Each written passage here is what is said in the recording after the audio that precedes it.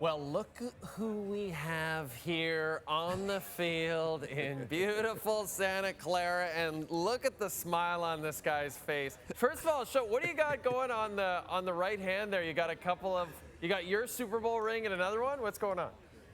It's the I wasn't sure which one was going to be on. Seahawks going to win tonight. This is the NFC Championship, so you get that one for losing. You get the shinier one that's bigger with more diamonds for winning, Jay. So it stays in my parents' safety deposit box in LaSalle, Ontario, but I went home and got them for the week. I love Haven't it. seen him in a couple years. Buddy, I'm so glad you brought that up, because I think, like, for Seahawks fans, for players who played for the team like yourself, you look back at how the last Super Bowl ended against the Patriots, and it's always obviously left a bad taste in everyone's mouth. Do you feel, as someone who's associated with this team, that there is some sweet redemption here in Super Bowl 60 for this franchise?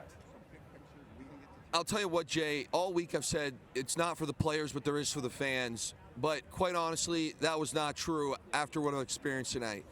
Well, 20 minutes ago, John Snyder came over here, gave me a big hug. That was a guy who drafted me here. Seeing Jay Onrait, I just saw Jermaine Kearse. You know, I haven't been around Seattle in a long time since, I stopped playing, but I kind of feel like I'm right back in the family, and I think a lot of the 12s also feel that way, and especially because it was against New England, like you said. I feel like a bit of a little kid. I know I'm not supposed to be biased, Jay, but just being down here tonight has been pretty special. And again, I think doing it in the fashion they did, dominating New England, definitely adds a little bit of revenge to what happened 11 years ago. And just, you played with a defense that I think any football fan, whether they're a fan of the Seahawks or not, would say is one of the greatest of all time. And this defense in Super Bowl 60, Luke, has kind of set their own mark, haven't they? They've really kind of put their own stamp on this franchise. It's incredible to think that this franchise has now had two all-time great defenses. Yeah, and Jay, you saw that on display tonight. But before we get into the stars, one of the things that I thought was unbelievable was the interior linemen for the Seattle Seahawks. Okay, we talk about the DBs, and again, I'll get into that in 1 second here.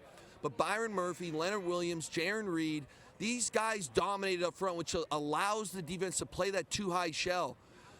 The Patriots running backs averaged 3.3 and 3.2 yards per carry. It was pure domination. And then what happens? You unleash, and you're watching it right now, your pass rush. Will Campbell really struggled, but these boys were hungry. And when you can have those interior guys that you know will stop the run, now all of a sudden the edge guys can rip. And I'll say this, Mike McDonald was getting pressure with 4 in some of these clips, but he was also bringing blitzes. So I thought he did a very good job of really keeping this team, the Patriots, on their toes, guessing. Drake Maye looked absolutely rattled.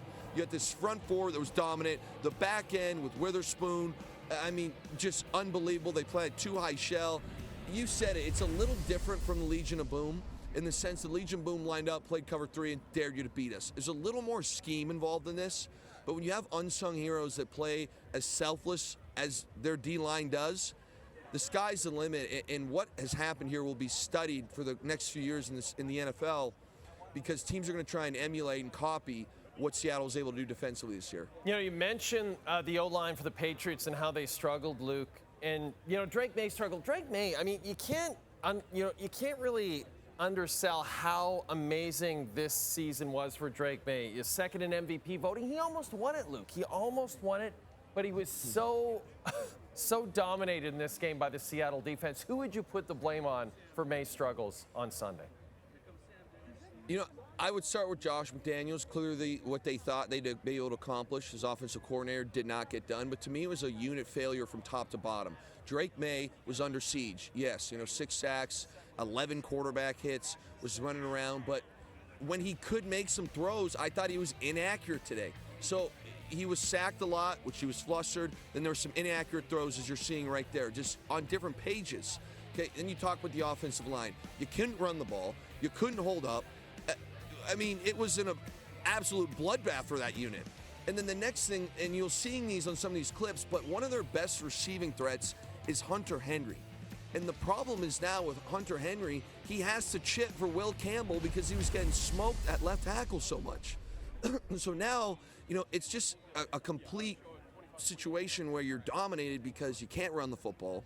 You got to hold in a great receiving tight end to chip on a D end because your left tackle can't block. And then your quarterback, who usually makes off-schedule plays, was very frazzled and was inaccurate when guys were open. So again, as much as I'd love to point the blame at one unit, I thought as a whole they were just awful. And you tip your cap to Seattle because they obviously played extremely well on the other side of that. And then you think of Sam Darnold, Luke, the quarterbacks that were drafted in his draft class, Lamar Jackson, Josh Allen, Baker Mayfield. Sam's got a Super Bowl ring before any of those guys do. And he did not turn the ball over once this whole playoff. So it wasn't a Super Bowl MVP performance on Sunday, but he still got the job done. How would you describe this accomplishment for him? Jay, if you don't mind, I'd like to talk a little non-football in this one. Something that I think is pretty special and that can be applied to a lot of different areas of life. You look at Sam Darnold.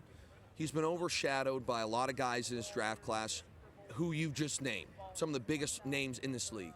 He's been cast away by numerous teams.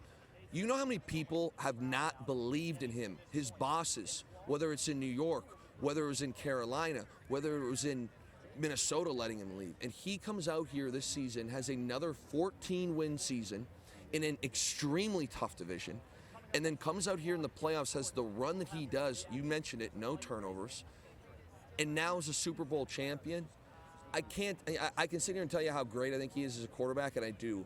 But I think the most special part of this whole playoff run, this whole story, is the mental strength he has and the faith that he has in himself and his ability to continue to persevere. Jay, I've played in this league, and it's not easy when guys don't believe in you. It's not easy when you're going from team to team. Sam's run is something special, and again, I don't know him personally, but I can't say this enough. He's an inspiration, and not just for athletes, I think. I think he should be an inspiration to a lot of people in this world because what he did is extremely, extremely challenging. And one of the things I love about what he said afterward, Luke, was, and he said this throughout the whole season, literally. He's like, I don't care what anyone else thinks. I just know that my teammates believe in me. And that really resonates because you can tell they do believe in him, no matter if he does turn the ball over a couple of times. And Jay, I'm just going to be very honest with you. I don't know Sam, like I said, but he strikes me as, when he says that, it's authentic. Yeah. Seattle has had in the past, certain individuals that have played a similar position that say a lot of things that you're kind of like, how true and how much does this person believe in those words?